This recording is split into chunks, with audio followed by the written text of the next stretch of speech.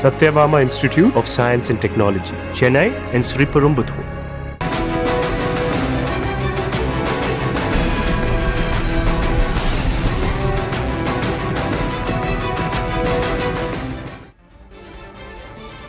போர் வேண்டாம் அமைதியே தாரக மந்திரம் என்ற நிலைப்பாட்டோடு செயல்படக்கூடிய முக்கியமான நாடுகளில் இந்தியாவும் ஒன்று. ஆனால் பயங்கரவாதத்திற்கு எதிராக செயல்பட வேண்டிய நிலையில் தற்போது பாகிஸ்தானில் பயங்கரவாத முகாம்களை அளித்து வரும் நிலையில் இந்த தாக்குதல் என்பது தற்போது தீவிரமடைந்திருக்கிறது. நம்மோடு பேசுவதற்காக கர்னல் பிரின்ஸ் இணைந்திருக்கிறார்.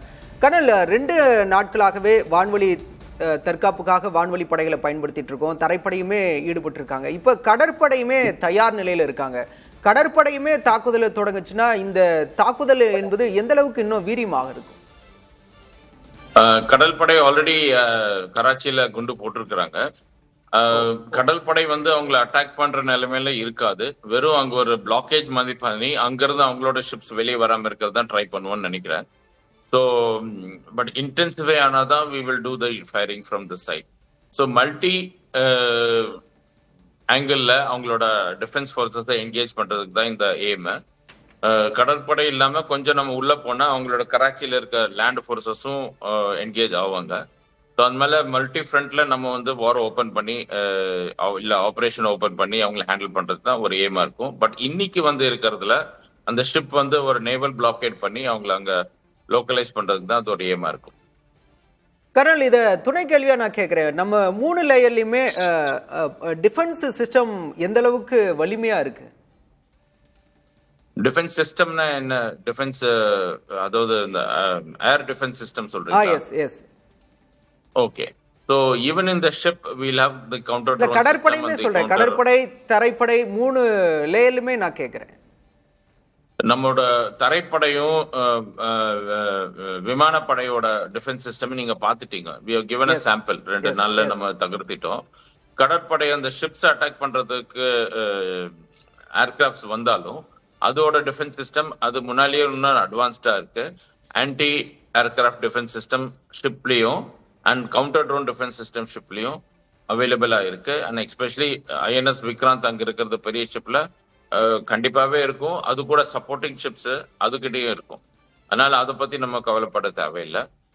அது இருக்கிறதுனால தான், ஏன்னா அவங்க இண்டிபெண்டா போய் ஃபைட் பண்ணும்போது வேற எந்த சப்போர்ட் இமீடியட்டா ரீச் ஆகாது. அதனால they will all be self contained in their own air defense systems. நன்றி கர்னல், உங்களுடைய கருத்துக்களை எங்களோட பகிர்ந்து கொண்டமைக்கு.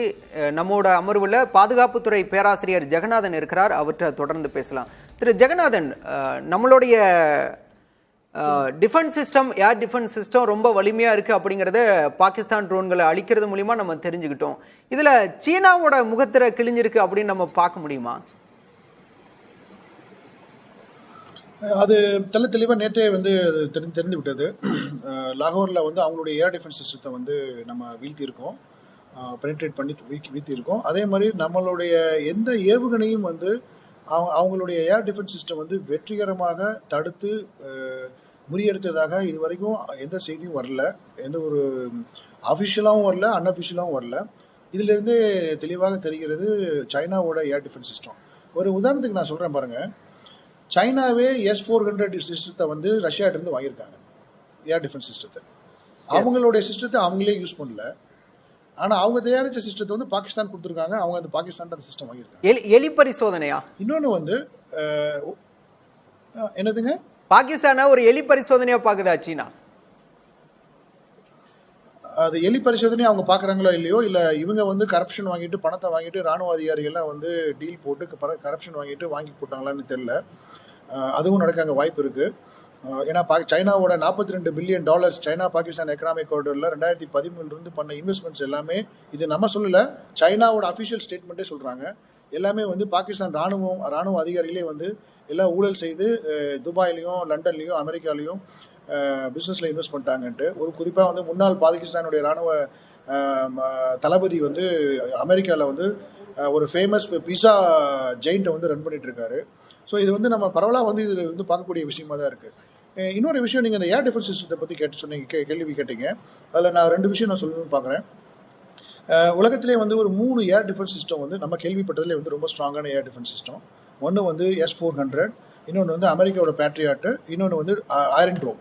அமெரிக்கானோட பேட்ரியட் வந்து நம்ம இன்னும் அதோடைய செயல்பாட்டு திறனை வந்து நம்ம முழுவதாக நம்ம இன்னும் அறியல, அதுக்கு வாய்ப்பு கிடைக்கல. ஆனால் அயர்ன் ட்ரோமை வந்து நம்ம பார்த்தோம், இந்த ஹமாஸ் தீவிரவாத தாக்குதல் அப்போ வந்து நம்ம அயர்ன் ட்ரோமை பார்த்தோம். அப்போ ஒரு கேள்வி எழும், ஏன் நம்ம வந்து இஸ்ரேல் கூட நல்ல நட்புறவுகள் தானே இருக்கோம், ஏன் அயர்ன் ட்ரோம் வாங்காமல் நம்ம S-400 வாங்கணும் அப்படின்ட்டு. இஸ்ரேலோட அயர்ன் ட்ரோமோட பார்த்தீங்கன்னா அதோட ஸ்பெசிஃபிகேஷன்ஸு, அதோட பயன்பாடு வந்து யூட்டிலிட்டி பார்த்தீங்கன்னா அவங்களுடைய பார்டர்லாம் பார்த்தீங்கன்னா ரொம்ப க்ளோஸ் ப்ராக்சிமிட்டியில் ஒரு 5 கிலோமீட்டர் 6 கிலோமீட்டர்ஸ் மினிமம், இல்லைன்னா ஒரு 2-3 கிலோமீட்டர்ஸ் ரேஞ்ச் இருக்குது. அதுக்கு வந்து அவங்களுக்கு ஒரு ஸ்பெசிஃபிகேஷன்ஸ் வந்து வேரி ஆகுது. அவங்க ட்ரோன் அங்கேருந்து வர ராக்கெட்ஸோ இல்லை மோட்டார் கன்ஸோ அதையும் தாக்கக்கூடிய வந்து விதமாக தேவைப்படுது. அதனால தான் நீங்கள் பார்த்தீங்கன்னா அந்த டைமில் அயர்ன் ட்ரோம் வந்து நம்ம ஊரில் வந்து இந்த வானவேடிக்கை விடும்போது பட்டாசு வெடிச்சோம்னா மல்டி ஷாட் விட்டோம்னா வளைஞ்சு போயிட்டு மேலே போய் வெடிக்கும். அந்த மாதிரி நம்ம பார்த்தோம் அதில் வந்து. ஏன்னா அந்த ஷார்ட் இதில் வர்றது வந்து ஷார்ட் டியூரேஷனில் வந்து அந்த மோட்டரை வந்து அதை விட மல்டிபிள் மேக்ஸ் ஸ்பீடில் போய் அதை ஹிட் பண்ணணும். அதுவும் ஏரில் வந்து ஹிட் பண்ணணும். பிஃபோர் அது வந்து அந்த டார்கெட்டு உள்ளே வரதுக்குள்ளே அதை வந்து அடிக்கணும். ஸோ அந்த ஒரு சிஸ்டம் வந்து அயர்ன் ட்ரோமில் இருக்கும். பட் இந்தியாவுக்கு வந்து அது வந்து தேவையில்லை, அயர்ன் ட்ரோம் தேவையில்லை. நமக்கு S-400 தான் ஒரு பெஸ்ட்டு ஏர் டிஃபென்ஸ் சிஸ்டம். ஏன்னா ரெண்டு ரீசன் இருக்குது. ஒன்று வந்து நம்மளுடைய இந்த எனிமி தாக்குதல் ரேஞ்சு பார்த்தீங்கன்னா குறைஞ்சபட்சம் பார்த்தீங்கன்னா ஒரு 30-60 கிலோமீட்டர், 70 கிலோமீட்டர், 80 கிலோமீட்டர் மினிமம். அதுக்கு மேலே தான் வந்து அவங்களுடைய தாக்குதல் அந்த சோர்ஸ் ஆஃப் அந்த மிசைல்ஸோ இல்லை மற்ற ப்ரொப்பலன்ஸோ வந்து இருக்கிறது வந்து பாகிஸ்தானில் பார்த்தீங்கன்னா அந்தளவுக்கு இருக்குது. சைனாவில் பார்த்தா இன்னும் கொஞ்சம் அதிகமாகும். அது வைட்டாக 100 கிலோமீட்டர் 150 கிலோமீட்டர் டிஸ்டன்ஸில் போகும். அதுக்கு வந்து S-400 தான் கரெக்டான ஒரு ஏர் டிஃபென்ஸ் சிஸ்டம். அதை நம்ம இப்போ பார்த்தோம், நம்ம ட்ரோன்ஸாக இருக்கட்டும் இல்லை மற்ற ஜம்முவில் வந்து பார்த்தோம், சண்டிகரில் பார்த்தோம், இப்போ ராஜஸ்தானில் இருக்குது, ஜம்மு காஷ்மீரில் இருக்குது. இந்த S-400 இதை வந்து நம்ம நேரடியாக நேற்று வந்து நம்ம பொதுமக்கள் நம்மளாலே வந்து பார்க்க முடிஞ்சது. அங்கே இருக்கிற ஜம்முவில் இருக்கிற என்னுடைய நண்பர்கள் கூட சொன்னாங்க, நான் கேள்வி பேசும்போது வந்து இது வந்து தீபாவளி மாதிரி இருக்குது, வானவேடிக்கை மாதிரி இருக்குது, நாங்கள் மேலே பார்த்தோம், ஆனால் எங்களுக்கு எதுவும் வந்து ட்ரோன் கீழே விழுந்ததோ இல்லை அவங்களுடைய ட்ரோனோட இருந்து எக்ஸ்ப்ளோசிவ்ஸ் வந்து கீழே வெடித்ததாக வந்து தகவல் இல்லை. அந்த தாக்கப்பட்ட ட்ரோனுடைய பாகங்கள் தான் விழுந்து கிடக்குது அப்படின்னு ஒரு 4-5 இடத்த வந்து சொன்னாங்க. ஸோ இதுலேருந்து இது ஒரு வெற்றிகரமான ஒரு சிஸ்டமாக தான் பார்க்குறோம். ரெண்டாவது ரீசன் வந்து ஏன் S-400னா, இது ரஷ்யாட்டிருந்து நம்ம வாங்கும்போது நான் இந்த மாதிரியான ஒரு போர் சூழலில் வந்து அந்த பார்ட்ஸ் தேவைப்படுகிறது, இல்லை அதற்கு உண்டான எரிபொருள் தேவைப்படுகிறது, இல்லை சில விஷயங்கள் வந்து தேவைப்படுதுன்னா உடனே ரஷ்யா வந்து நமக்கு எந்த ஒரு இது இல்லாமல் கண்டிஷன் இல்லாமல் நமக்கு சப்ளை பண்ணுவாங்க. இந்த மாதிரியான ஒரு போர்க்கால சூழலில் வந்து இது வந்து மற்ற நாடுகளில் வந்து சப்ளை பண்ணக்கூடிய ஒரு இருக்குமா என்றால் அது கொஞ்சம் கேள்விக்குறியாக தான் இருக்குது. அதற்கு காரணம் தான் வந்து நம்ம இது வாங்கினோம். ஸோ இந்த கடந்த ஆப்ரேஷன் சிந்தூர்லேயே வந்து இது வரைக்கும் பார்த்தீங்கன்னா 2 பிக்கஸ்ட் ஹீரோ யாருன்னு பார்த்தீங்கன்னா ரஃபால் அப்புறம் S-400. ஒன்று வந்து அஃபென்சிவ் ரஃபால் மிசைல்ஸ் வந்து கொண்டு போய் தாக்குதல் நடத்தினது சக்ஸஸ்ஃபுல்லாக, எந்த ஒரு கொலாட்ரல் டேமேஜ் இல்லாமல் ப்ரிசிஷனாக துல்லியமாக அந்த தீவிரவாத கட்டமைப்பு மீது நம்ம தாக்குதல் நடத்தினோம். அது உலக நாடுகளே ஆச்சரியமாக பார்த்தாங்க. அவங்களுடைய F-16 நம்மளை தாக்க முற்பட்ட போது இந்த ரஃபால் வந்து அந்த F-16ஐயும் அந்த J-17 3 விமானங்களை வந்து சுட்டு வீழ்த்தப்பட்டது. இது வந்து ரஃபால்னால தான் முடிஞ்சது. 2019 நம்ம கிட்ட ரஃபால் இல்லை.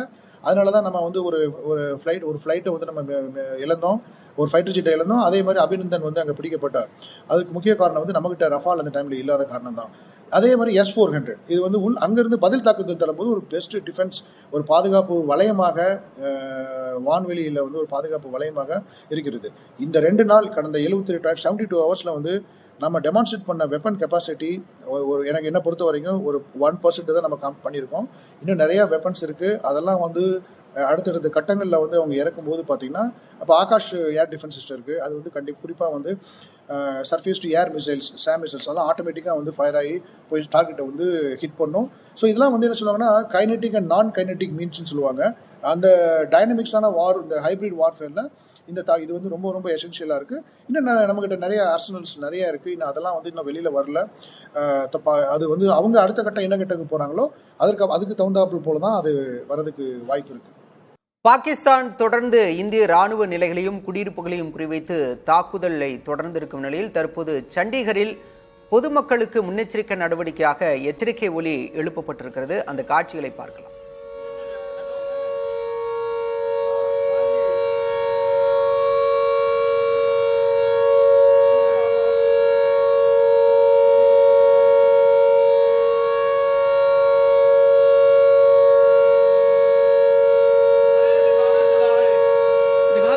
दिखाते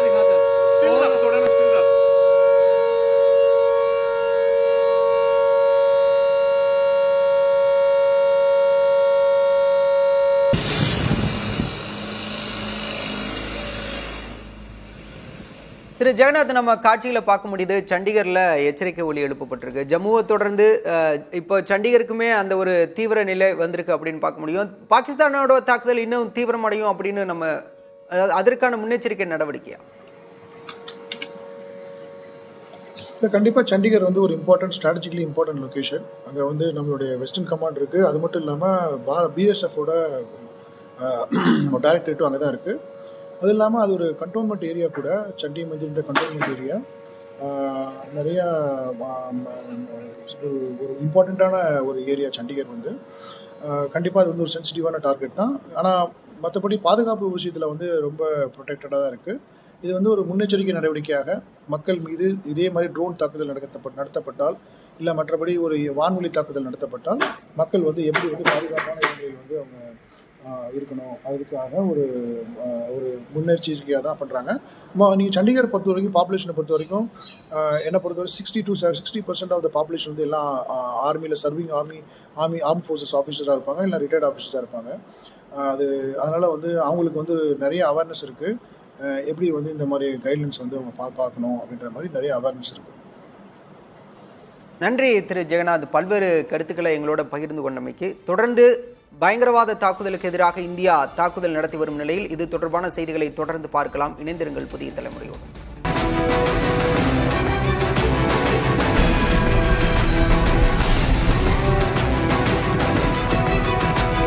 Satyabama Institute of Science and Technology, Chennai and Sriperumbudur.